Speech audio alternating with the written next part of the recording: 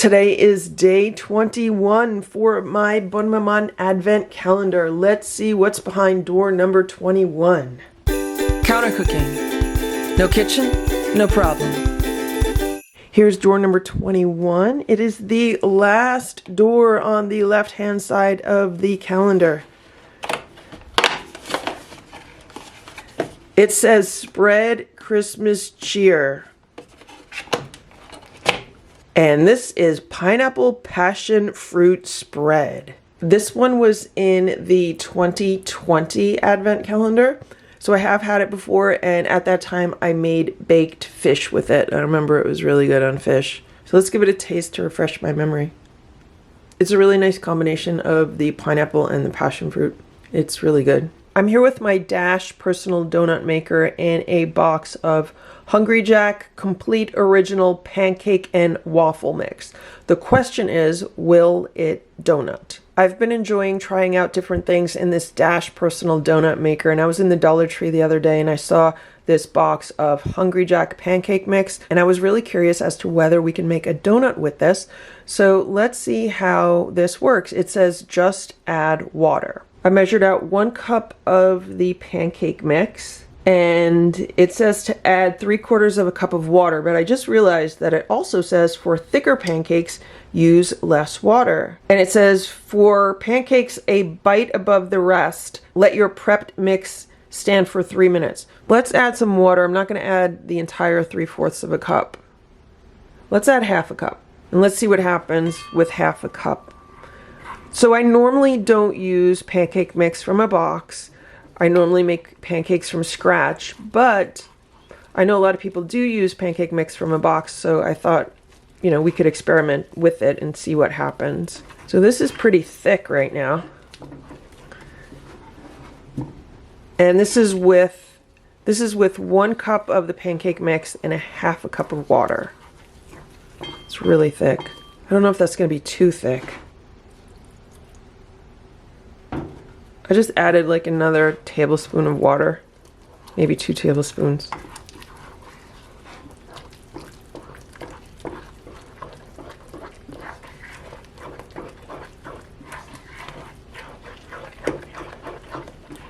To me, this looks like a good consistency. It's thick, not too runny. So I'm going to set a timer for 3 minutes, and I'm going to let this rest for 3 minutes. It's been 3 minutes now. It seems that the batter has puffed up a little bit, so let's see if we can make a pancake donut. Here's the donut maker.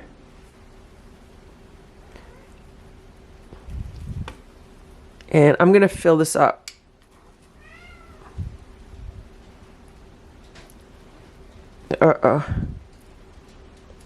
Maybe too much? Did I fill it up too much? I need to get the middle part visible. There it is. Okay. Let's see what happens. This could come out good or this could come out bad, so let's close this. And I'm going to check this in 5 minutes. It's been a little bit more than 4 minutes, and it smells like this might be done. So let's open this up. Wow, look at that. That looks incredible. Will it come out or will it deflate? That's the question. Here's the bottom. Here's the top. Let's make another one. I have more batter.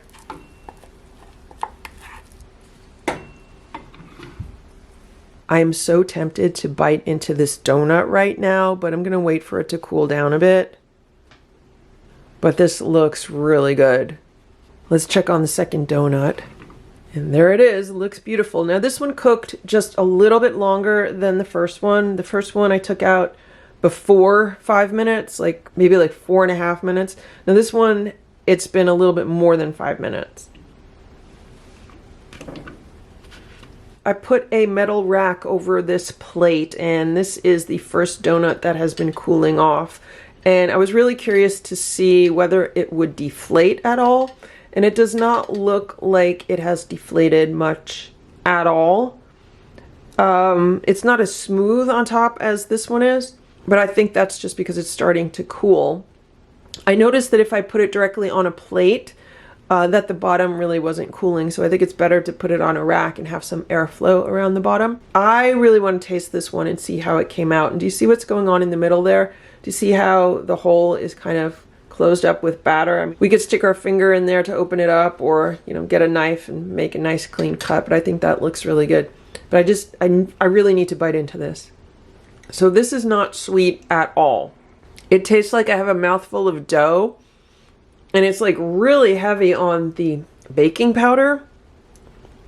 That's like all I'm tasting. So we're gonna need to do some work to turn this batter into more of a donut.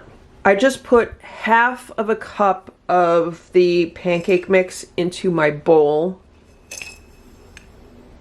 And let's add 2 tablespoons of sugar, a few drops of vanilla extract, and then to get the classic cake donut flavor, I need to add some nutmeg. That might be a little bit too much nutmeg. And I'm adding about 1/4 cup of water. And let's stir this. So we've added sugar, vanilla, and a little bit of nutmeg. This should be just enough for 1 donut. I've let the batter rest for about 3 minutes, so now let's put it into the donut maker and let's see what's going to happen now. Hopefully there's enough batter. Okay, let's shut this. While that donut is cooking, let's see if we can make a glaze. So I put some powdered sugar in this bowl. I didn't measure it. It's like a heaping tablespoon. I'm just going to add a little bit of vanilla extract. I wish they made vanilla extract in dropper bottles, so it would be much easier to use tiny amounts. This was more than I wanted, but it'll be fine. I'm going to add just a little tiny bit of water also. You could also use milk.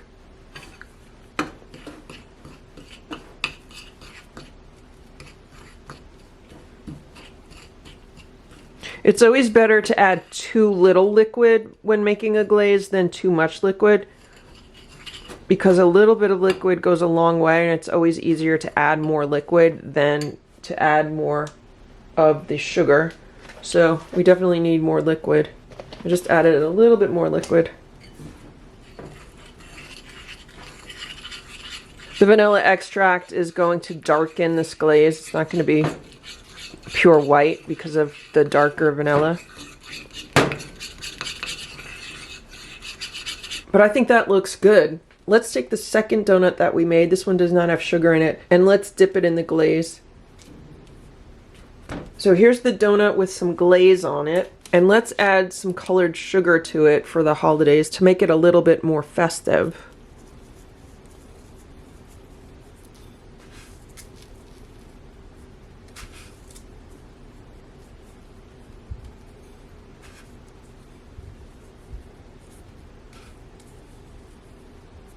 So there we have a Christmas donut. It's been 5 minutes. Let's check out the donut with the sugar in it. Wow, look at that. Look how evenly browned the top is compared to the other ones. Here's the bottom. Here's the top. Let's give this glazed donut a try. I'm really looking forward to trying this. It is so much better with the glaze and the sprinkles on top. It just really tastes more like a donut because it does have some sweetness in it. And the other nice thing about this personal donut maker is that you don't have to fry the donuts. We're actually just baking the donuts in this donut maker. So if someone's on a low-fat diet, you can make donuts that are much lower in fat than fried donuts. And for everyone who's trying to avoid vegetable oil and seed oil, you can make donuts without having to fry in those oils. So these are definitely better with some glaze and sprinkles on top. Now let's see what's going on with this one. So this one has the additional sugar, vanilla, and nutmeg. And let's give this a taste. This is a donut. This is what you think of when you think of a traditional cake donut. I would actually say that I could probably put a little bit more sugar in here because even though it's sweeter, maybe it could be even a little bit sweeter than it is right now. Maybe I would use 3 tablespoons of sugar, but with the vanilla and the nutmeg and the additional sugar, yeah, we are really, really close to a traditional cake donut. I just put some glaze on this one, and let's put some sugar on top. Now let's try this with the additional glaze and sugar. It's definitely even better with a glaze on top. I'm going to make one more donut. I have a half cup of the pancake mix in this bowl. I'm going to add the 2 tablespoons of sugar that I added to the last donut. I'm going to add just a tiny bit of nutmeg. And this time I'm going to be adding my Bonne Maman Pineapple Passionfruit Spread. Let's see how this comes out. Will it make a donut that will remind me of a pineapple upside down cake? I love pineapple upside down cake.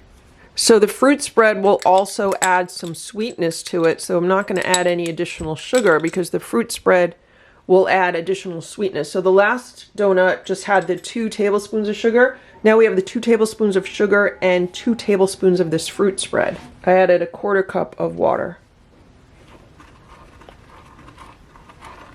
Now I'm going to let this sit for 3 minutes. It's been 3 minutes. Let's make our donut.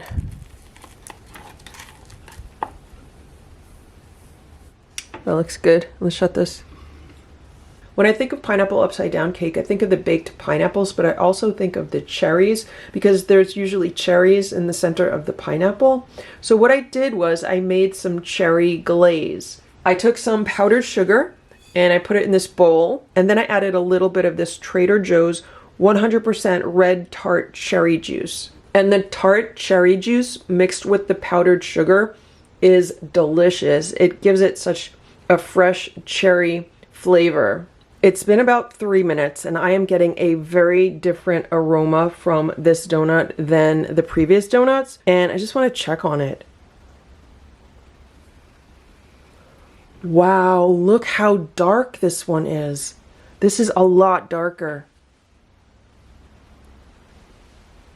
I'm going to continue to cook it for another minute. Wow, look at that donut. Let's see, is it going to come out? It seems like it's softer than the other donuts. The texture is definitely different than the other donuts. It definitely feels softer. So I'm going to put it here and I'm going to let it cool. The donut has been cooling for about 5 minutes now, and I do have to say that the exterior of this donut really reminds me of a traditional cake donut. Usually those are a little bit darker on the exterior. And now I'm going to taste this before I put anything on top of it. There's a little piece of pineapple right there. I'm definitely getting the pineapple passion fruit flavor. It's really good. So far, out of all the donuts that I tried right now, this is by far my favorite. It really reminds me of a pineapple upside down cake. I'm really happy that I put my fruit spread into this donut today because it has a really good amount of sweetness, and I'm definitely getting the nice pineapple flavor.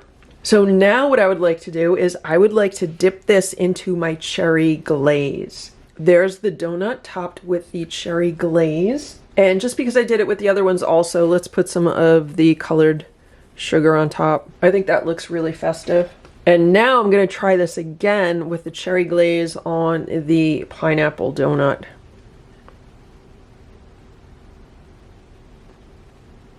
Wow, is that good? That really reminds me of a pineapple upside down cake. The cherry glaze just really adds like the perfect finishing touch to this. I wish you could taste it. I'm actually kind of shocked at how good this tastes, considering we used boxed pancake mix.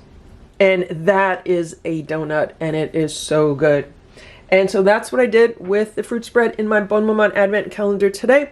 If you enjoyed this video, please give it a thumbs up. Please subscribe to this channel if you'd like to see what else we can make with the fruit spreads in this Bonne Maman Advent Calendar. Thanks so much for watching. I hope you're having a very happy holiday season.